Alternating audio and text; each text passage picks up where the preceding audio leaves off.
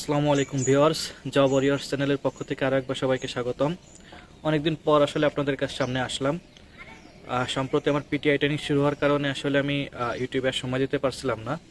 তবে রিসেন্টলি প্রাথমিক শিক্ষক নিয়োগের ভাইবা ডেট প্রকাশিত হওয়ার কারণে আরও একবার আপনাদের সামনে একটু আসছি।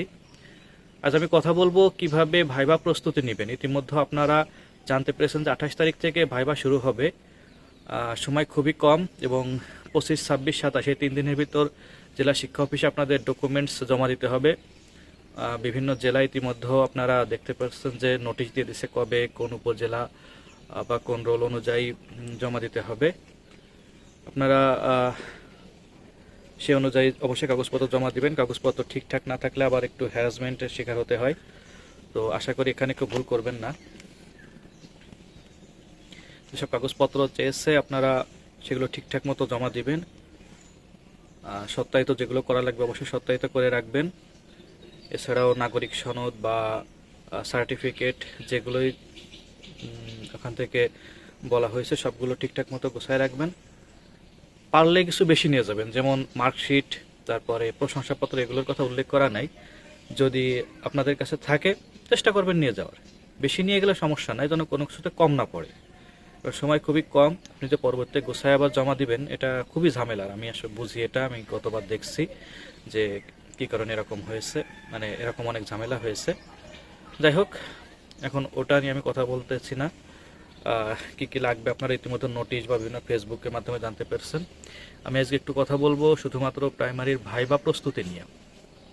কীভাবে ভাইবা প্রস্তুতি নিতে পারবেন খুবই অল্প সময়ের ভিতরে। সময় আছে 3 দিন বা 4 দিন, যাই হোক। যাদের শেষের দিন ভাইবা হবে তারা অনেক কিছুই জানতে পারবেন, যারা আগে ভাইবা দিবে তাদের কাছ থেকে। তবে যারা প্রথম দিকে ভাইবা দিবেন তাদের কাছে ব্যাপারটা একটু বেশি নার্ভাসনেসের বিষয় থাকে। একদম বলা যায় কোনো প্রস্তুতি ছাড়া এক প্রকার ভাইবা আর কি। আর এবার যেহেতু সময় খুবই কম, তো আমি মূল কথায় চলে আসি। আমি প্রথমে আমার নিজের ভাইবা এক্সপিরিয়েন্সটা শেয়ার করি। আমি বোধহয় আমার জীবনের সবথেকে খারাপ ভাইবা এটা দিছিলাম। তারপরও আলহামদুলিল্লাহ চাকরিটা হয়েছে এবং আমি প্যানেল থেকে নিয়োগ, আপনারা অনেকে জানেন যে 2য় ধাপের প্যানেল থেকে আমার চাকরিটা হয়। ওটাই শেষ প্যানেল, এরপরের প্যানেল দেওয়া হয় নাই। আমাদের জেলা থেকে 13 জনের প্যানেল থেকে হয়েছিল। যাই হোক, আমার ভাইবা এক্সপিরিয়েন্সটা এরকম ছিল যে আমি প্রথম শিফটের একদম 30 নাম্বার, মানে সর্বশেষ ক্যান্ডিডেট ছিলাম। তো ঢোকার পরে স্বাভাবিকভাবেই বোধহয় ওনার মানে 29 জনের পরপর ভাইবা নেওয়ার পরে 30তম, যেহেতু আমি হয়তো একটু টায়ার্ডনেস মানে কাজ করে, যারা ভাইবা বোর্ডে থাকে আমাদের ছিল শ্রদ্ধেয় ডিসি স্যার ছিল, সাথে বোধহয় এডিপিও স্যার ছিল। তখন আমি মানে খুব ভালো চিনতাম না আসলে কে ছিল। তো ডিসি স্যারকে চিনতাম, ডিসি স্যার ছিল। তো আমি ছিলাম ইংরেজি সাহিত্যের স্টুডেন্ট। ঢোকার সাথেই আমাকে প্রথমে জিজ্ঞাসা করে কোন ডিপার্টমেন্ট, বললাম ইংরেজি সাহিত্য। বললো তাহলে একটি কবিতা বলেন। মানে এটা একদম কমন প্রশ্ন ছিল ইংরেজি সাহিত্যের। প্রায় 90% স্টুডেন্টকে একই প্রশ্ন করা হয়, মানে কবিতা বলতে বলা হয়েছে। আমি উইলিয়াম ওয়ার্ডসওয়ার্থের I wonder lonely as a cloud, এই কবিতাটা খুব ভালোভাবেই 2টো প্যারা মুখস্থ করে গেছিলাম। কিন্তু আসলে প্রথম প্যারা 2 লাইন বলার পরে আমি ভুলে গেছি। 2টো লাইন পড়ার পরে কবিতা ভুলে গেছি, একদম চুপ হয়ে গেছি। বলে ভুলে গেলেন? এরপরে আমি কিছুক্ষণ চুপ থাকার পর আবার আমার মনে পড়ছে। আমি তারপরে একটা প্যারা বলছি আর কি। 2য় প্যারাতে বলার সাহস আর পাইনি যে আবার যদি ভুলে যায় তখন আবার একটা খারাপ সিচুয়েশন হবে। তো প্রথম প্যারাটা বলার পরে আমি বুঝছি স্যার আমি এতটুকুই আমার মনে আছে। আচ্ছা ঠিক আছে। এরপরে স্যার একটা ট্রান্সলেশন ধরলো। আমি কখনো বাঘ দেখি নাই, এই ট্রান্সলেশনটা ধরলো। তা আমার সামান্য একটু ভুল হয়েছিল, স্যার এটা কারেকশন করে দিল। যাই হোক, এখানেই মূলত আমার ভাইবা শেষ। আর যে সাথে বললাম এডিপিও স্যার ছিল, উনি বোধহয় আমার এডিপিও বা যে কেউ একজন ছিল, উনি আমার সার্টিফিকেটগুলো চেক করে বলল যে আপনি মাস্টার্স করেন নাই। আমার তখন মাস্টার্স পরীক্ষা দিয়ে আসছি, তখন আমার সার্টিফিকেটটা বেরোয়নি। বোধহয় রেজাল্টও হয়ে গেছিলো কিনা আমার খেয়াল নাই। বললাম স্যার আমি মাস্টার্স শেষ করছি, এখনও রেজাল্ট বেরোয়নি বা সার্টিফিকেট বেরোয়নি আমার, ওরকম আর কি বলছিলাম। ঠিক আছে, ওকে আসেন। শেষ, আমার ভাইবা এখানে শেষ। আর কোনো প্রশ্ন আমাকে করে নাই। আমি তো ধরে নিয়েছিলাম যে আমার চাকরি হবে না, এবং যা হওয়ার তাই। আসলে আমার চাকরি হয়েছিল না, পরবর্তীতে প্যানেলের মাধ্যমে হয়েছে।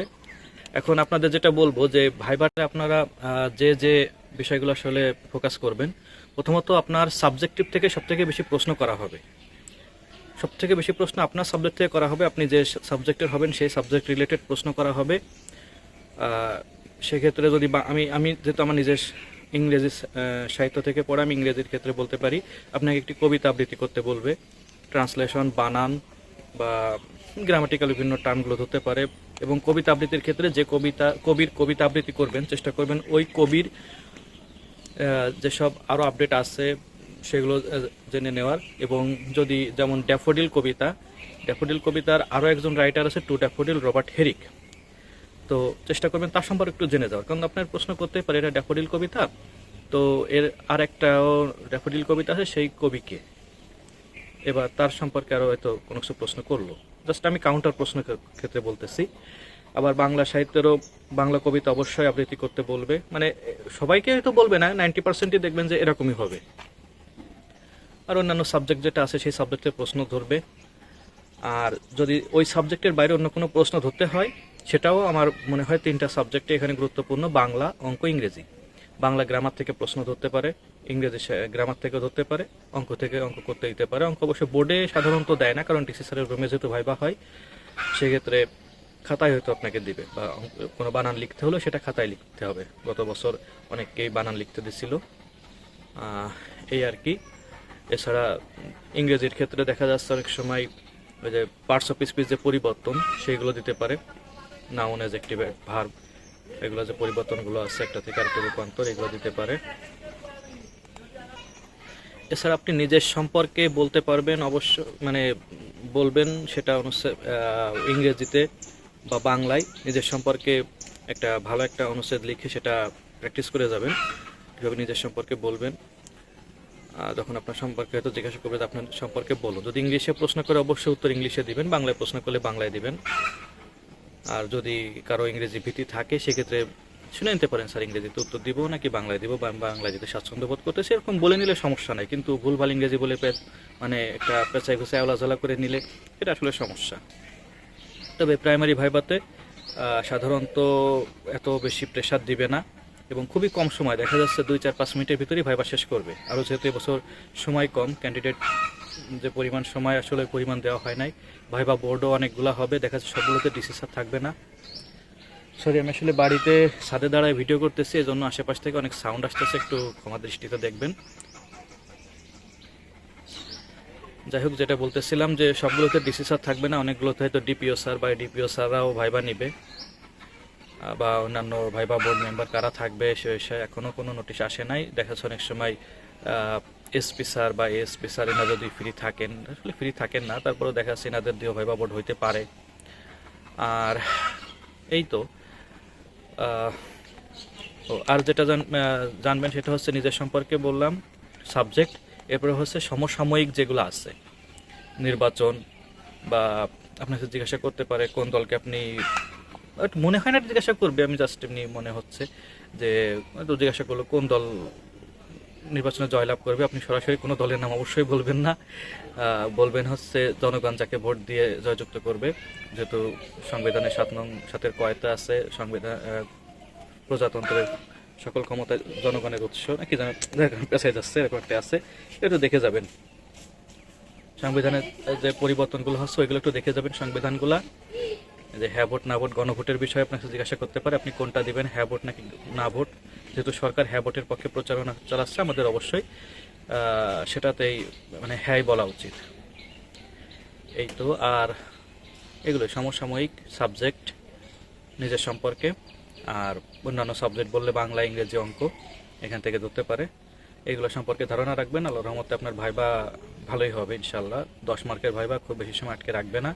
আর ভাইবার ড্রেস সম্পর্কে সেটা হচ্ছে আপনি ভাইবার ড্রেস অবশ্যই ফুল ফর্মাল লুক আপনারা বুঝতেই পারছেন, মার্জিত কালারের শার্ট, সাদা হলে ভালো হয়, বা অন্যান্য কালারও আছে, এগুলো আপনারা জানেন, একদম অবুঝ না। সাথে প্যান্ট পরবেন, যদি ব্লেজার পরেন, প্যান্ট অবশ্যই ফর্মাল প্যান্ট, গ্যাবার্ডি প্যান্ট বা জিন্স প্যান্ট পরবেন না, ভুলেও পরবেন না, এটা খারাপ ইম্প্যাক্ট পড়বে অবশ্যই। আর আপনার যদি ব্লেজার পরেন, ব্লেজারের সেম কালারের প্যান্ট পরবেন, মানে ব্লেজারের সাথে ম্যাচিং প্যান্ট, অন্তত 80-90% যেন ম্যাচিং থাকে। আর টাই পরতে পারেন, ব্লেজার যদি নাও পরেন চেষ্টা করবেন একটা টাই পরার, এতে ফর্মাল লুকটা অনেক বেশি আসে। শু অক্সফোর্ড শু, যদি অক্সফোর্ড শু নাও হয় সিম্পল শু পরবেন। তবে আমার মতে লোফারটা অ্যাভয়েড করাই ভালো, লোফার অ্যাভয়েড করাই ভালো। তবে আর হল রুমে মানে ভাইবা রুমে ঢোকার সময় দেখবেন শুতে যেন সাউন্ড না হয়, অনেক সময় ঠপ ঠপ করে শব্দ হয় বা অনেক সময় ক্যাসকুস টাইপের শব্দ হতে পারে নতুন শুতে, বা এটা সাধারণত লোফার এরকম হয়, এই জিনিসটা একটু খেয়াল রাখবেন। আর পারফিউম লাগানোর ক্ষেত্রে আপনারা কখনোই কড়া পারফিউম লাগাবেন না, হালকা পারফিউম বা না লাগালেও খুব একটা সমস্যা হচ্ছে না, যেহেতু এখন গরমের সময় নাই, শীতকাল, ঘামবেন না আশা করি। ভাইবা বোর্ডে যদি নার্ভাস না হন তাহলে আমার কথাও না এই ওয়েদারে। মেয়েদের ক্ষেত্রেও শাড়ি বা 3 পিস ইভেন বোরকাও অ্যালাউ করে, সমস্যা নেই। তবে অবশ্যই মার্জিত কালার, মার্জিত লুক নিয়ে যাবেন, মার্জিত পোশাক পরবেন, যেন কেউ জিন্স প্যান্ট পরে মেয়েরা ভাইবাইতে চলে যান না, খেয়াল রাখবেন। এইগুলাই আর কি। অলংকার পরলে মেয়েরা খুবই সিম্পল অলংকার পরবেন, খুব ভারী ভারী অলংকার পরবেন না, ভারী মেকআপ দিবেন না, গাঢ় কালারের লিপস্টিক পরবেন না, খুব হালকা কালারের লিপস্টিক পরবেন। আর ভাইবা বোর্ডে ঢোকার সময় যেটা করবেন সেটা হচ্ছে প্রথমেই, এটা আপনারা জানেন সবাই ইতিমধ্যে, অনার্সে যারা ন্যাশনাল ইউনিভার্সিটি তারাও ফাইনাল ইয়ারে ভাইবা দিয়ে আসছেন, আর যারা পাবলিক ইউনিভার্সিটি আছে তারা প্রতি ইয়ারেই তো ভাইবা দেন।